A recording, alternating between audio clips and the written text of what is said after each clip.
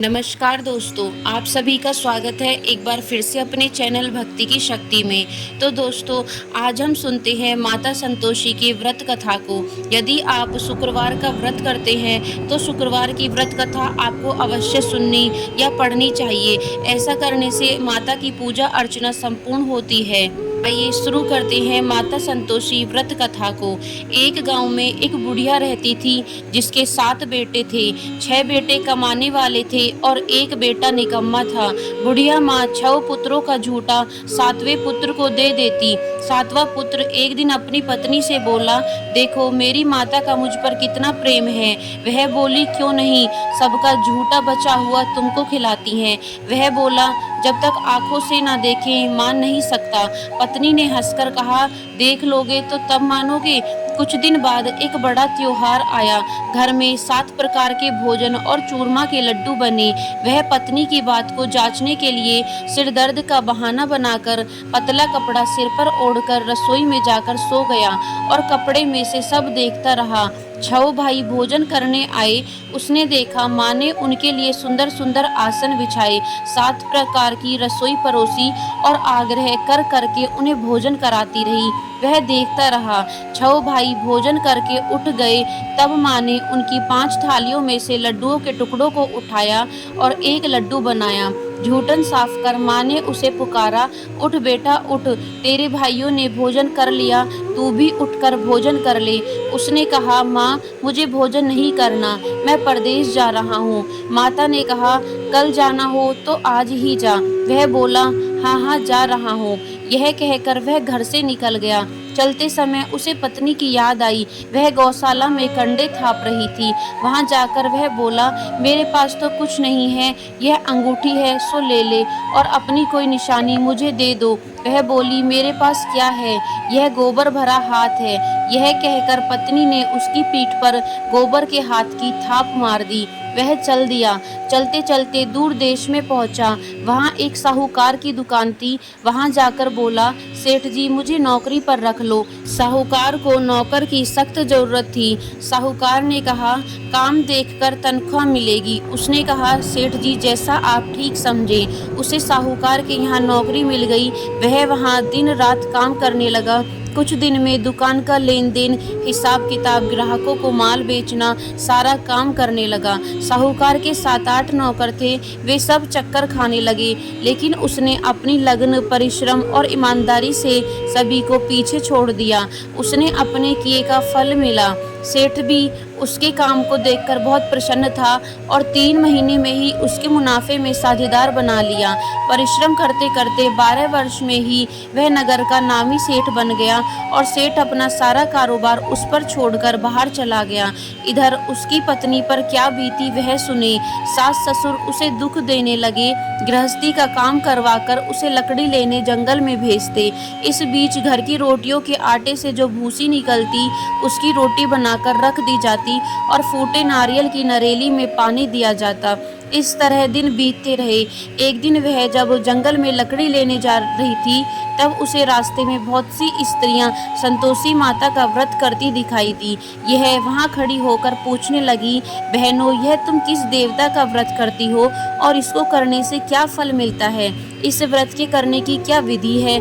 यदि तुम अपने इस व्रत का विधान मुझे समझाकर कहोगी तो मैं तुम्हारा बड़ा एहसान मानूंगी। में से एक स्त्री बोली, सुनो यह संतोषी माता का व्रत है। इसके करने से निर्धनता, दरिद्रता का नाश होता है, लक्ष्मी आती है, मन की चिंताएं दूर होती हैं, मन को प्रसन्नता और शांति मिलती है, निपुति को पुत्र मिलता है, प्रीतम बाहर गया हो तो वह शीघ्र लौट आता है, कुंवारी कन्याओं को मन पसंद वर मिलता है, चलता मुकदमा खत्म हो जाता है, कलह कलेश की निवृत्ति हो, मुख शांति होती है, घर में धन जमा हो, धन जायदाद का लाभ होता है तथा और जो कुछ भी मन में कामना हो संतोषी माता की कृपा से वह सभी पूरी हो जाती है। इसमें कोई संदेह नहीं है। वह पूछने लगी, यह व्रत कैसे किया जाता है, यह भी बताओ तो बड़ी कृपा होगी। वह स्त्री कहने लगी, बिना परेशानी, श्रद्धा और प्रेम से जितना भी बन सके प्रसाद लेना, 5.25 पैसे से 5.25 आने तक तथा इससे भी ज़्यादा शक्ति और भक्ति के अनुसार गुड़ और चना लें। हर शुक्रवार को निराहार रहकर कथा कहना और सुनना। लगातार नियमों का पालन करना। सुनने वाला कोई न मिले तो घी का दीपक जलाकर उसके आगे जल के पात्र को रखकर कथा कहना, परंतु नियम ना टूटे। जब तक कार्य सिद्ध न हो नियम पालन करना और कार्य सिद्ध हो जाने पर व्रत का उद्यापन करना। 3 मास में माता पूरा फल प्रदान करती है। यदि किसी के ग्रह खोटे हों तब भी माता 1 वर्ष में अवश्य उनको अनुकूल करती है। कार्य सिद्ध होने पर ही उद्यापन करना चाहिए, बीच में नहीं। उद्यापन में 2.5 सेर आटे का खाजा तथा इसी अनुसार खीर तथा चने का साग बनाना। 8 बच्चों को भोजन कराना। जहाँ तक मिले देवर जेठ भाई बंधु कुटुंब के लड़के लेना, ना मिले तो रिश्तेदारों और पड़ोसियों के लड़के बुलाना, उन्हें भोजन करा यथाशक्ति दक्षिणा दें। माता का नियम पूरा करना।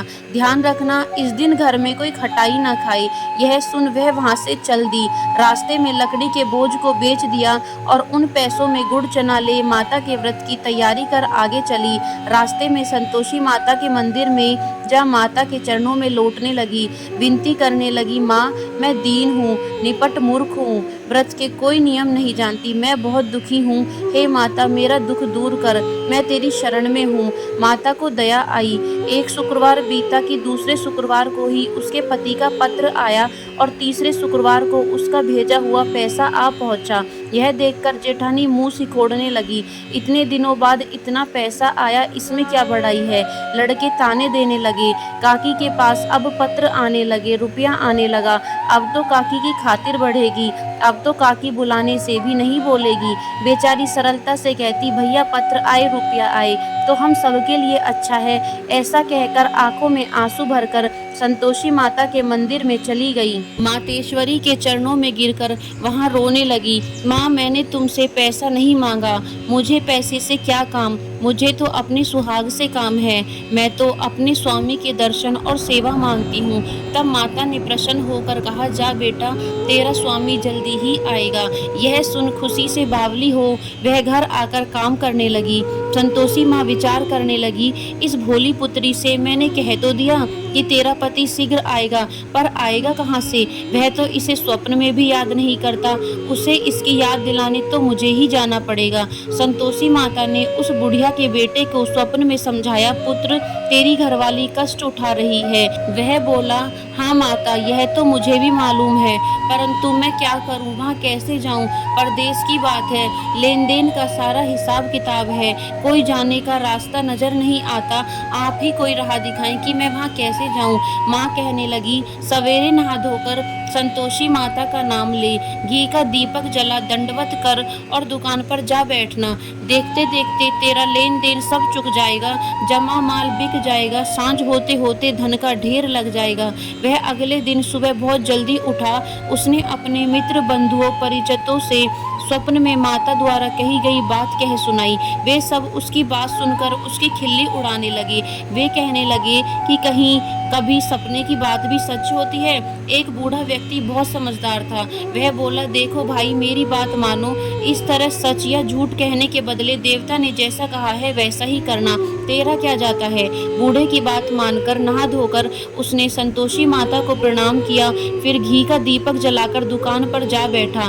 शाम तक धन का ढेर लग गया। वह हैरान हुआ, मन में संतोषी माता का नाम ले प्रसन्न हो घर जाने के वास्ते गहना कपड़ा और सामान खरीदने लगा। सब काम से निपट अपने घर को रवाना हुआ। उधर उसकी पत्नी जंगल में लकड़ी लेने गई। लौटते वक्त थक जाने के कारण संतोषी माता के मंदिर पर विश्राम करने बैठ गई। यह तो उसके रोज रुकने का स्थान था। धूल उड़ती देख उसने माता से पूछा, हे माता यह धूल कैसी उड़ रही है। माँ ने कहा, हे पुत्री तेरा पति आ रहा है, अब तू ऐसा कर, लकड़ियों के 3 बोझ बना, एक नदी के किनारे रख, दूसरा मेरे मंदिर पर और तीसरा अपने सिर पर रख। तेरे पति को लकड़ी का गट्ठा देखकर मोह पैदा होगा, यह वहाँ रुकेगा, नाश्ता पानी बना खाकर माँ से मिलने जाएगा। तू लकड़ी का बोझ उठाकर जाना और बीच चौक में गड्ढा डालकर 3 आवाजें जोर से लगाना। लो सासू जी लकड़ियों का गट्ठा लो, भूसी की रोटी दो, नारियल के खोपरे में पानी दो, आज कौन मेहमान आया है। संतोषी माता की बात सुनकर वह बोली, बहुत अच्छा माँ, कहकर प्रसन्न मन से लकड़ियों के 3 बोझ बना लाई। एक नदी के तट पर, दूसरा माता के मंदिर पर रखा। इतने में ही मुसाफिर आ पहुंचा। सूखी लकड़ी देख उसको इच्छा हुई कि अब यहीं विश्राम कर ले और भोजन बनाकर खा पीकर गांव चले। इस प्रकार भोजन कर विश्राम कर वह अपने गांव में आ गया। उसी समय बहू सिर पर लकड़ी का गट्ठा ले आई। उसने गट्ठे को आंगन में डाला, जोर से 3 आवाजें दी, लो सासू जी लकड़ी का गट्ठा लो, भूसी की रोटी दो, नारियल के खोपड़ में पानी दो, आज कौन मेहमान आया है। यह सुनकर सास ने अपने दिए हुए कष्टों को भुलाने के लिए कहा, बहू तू ऐसा क्यों कहती है, तेरा मालिक ही तो आया है, बैठ मीठा भात खाकर कपड़े गहने पहन। पत्नी की आवाज सुनकर उसका स्वामी बाहर आया और उसके हाथ में पहनी अंगूठी देख व्याकुल हो गया। उसने माँ से पूछा, माँ यह कौन है। माँ बोली, बेटा तेरी पत्नी है, आज 12 वर्ष हो गए हैं, जब से तू गया है तब से सारे गांव में जानवर की तरह भटकती फिरती है, कामकाज कुछ नहीं करती, 4 समय आकर खा जाती है। अब मुझे देखकर भूसी की रोटी और नारियल के खापरे में पानी मांगती है। वह बोला, माँ मैंने इसे भी देखा है और तुम्हें भी, मुझे दूसरे घर की चाबी दो, मैं उसमें रहूंगा। ठीक है बेटा, जैसी तेरी मर्जी, कहकर माँ ने चाबी का गुच्छा बेटा के सामने रख दिया। उसने दूसरे घर को खोलकर सारा सामान जमाया। एक ही दिन में वहां राजा के महल जैसा ठाट बाट बन गया। अब क्या था, वह सुख भोगने लगी। अगला शुक्रवार उसने पति से कहा, मुझे संतोषी माता का उद्यापन करना है। पति बोला, बहुत अच्छा, खुशी से करो। वह उद्यापन की तैयारी करने लगी। जेठ के लड़कों को भोजन के लिए कहने गई, उन्होंने मंजूर किया, परंतु पीछे से जेठानी ने अपने बच्चों को सिखलाया, देखो रे, भोजन के समय सब लोग खटाई मांगना, ये उसका उद्यापन पूरा ना हो। लड़के भोजन करने आए, खीर पेट भरकर खाई, परंतु बात याद आते ही कहने लगे, हमें कुछ खटाई खाने को दो, खीर खाना हमें भाता नहीं, देखकर अरुचि होती है। लड़के उठ खड़े हुए बोले, पैसा लाओ। भोली बहू कुछ नहीं जानती थी, उसने उन्हें पैसे दे दिए। लड़कों ने बाजार जाकर उन पैसों से इमली खरीदी और खाई। यह देखकर बहू पर माताजी ने कोप किया। राजा के दूत उसके पति को पकड़कर ले गए। अब सब मालूम हो जाएगा जब जेल की रोटी खाएगा। बहू से यह वचन सहन नहीं हुए। वह संतोषी माता के मंदिर में गई और कहने लगी, माता तुमने यह क्या किया, हंसाकर क्यों रुलाने लगी। माता बोली, पुत्री तूने मेरा व्रत भंग किया है, इतनी जल्दी सब बातें भुला दी। वह बोली, माता भूली तो कुछ नहीं हूँ, ना कुछ अपराध किया है, मुझे तो लड़कों ने भूल में डाल दिया, मुझे क्षमा करो माँ। माँ बोली, ऐसे भूल भी कहीं होती है। वह बोली, अब कोई भूल नहीं होगी, अब बताओ मेरा पति कैसे आएगा। माँ बोली, पुत्री जा, तेरा पति तुझे रास्ते में ही आता मिलेगा। वह मंदिर से निकलकर बाहर आई तो रास्ते में उसे अपना पति आता हुआ मिला। उसने पूछा, कहाँ गए थे। वह बोला, इतना धन जो कमाया है उसका कर राजा ने मांगा था, वह भरने गया था। वह प्रसन्न होकर बोली, भला हुआ, अब घर चलो। फिर अगला शुक्रवार आया। वह बोली, मुझे माता का उद्यापन करना है। पति ने कहा, ठीक है करो। वह फिर से जेठ के लड़कों से भोजन को कहने गई। जेठानी ने लड़कों को सिखा दिया कि तुम पहले की तरह ही खटाई मांगना। लड़के भोजन करने बैठे, लेकिन भोजन करने से पहले ही कहने लगे, हमें खीर पूरी नहीं भाती, जी बिगड़ता है, कुछ खटाई खाने को दो। वह बोली, खटाई खाने को नहीं मिलेगी, खाना है तो खाओ। उनके उठकर चले जाने पर उसने ब्राह्मणों के लड़के बुलाकर भोजन करवाया। दक्षिणा की जगह उन्हें एक एक फल दिया। इससे संतोषी माता प्रसन्न हो गई। माता की कृपा से 9 महीने के बाद उसको चंद्रमा के समान एक सुंदर पुत्र प्राप्त हुआ। पुत्र को लेकर वह प्रतिदिन संतोषी माता के मंदिर में जाने लगी। माँ ने सोचा कि यह रोज आती है, आज क्यों ना मैं ही इसके घर चलूं, इसका आसरा देखूं तो सही। यह विचार कर माता ने भयानक रूप बनाया।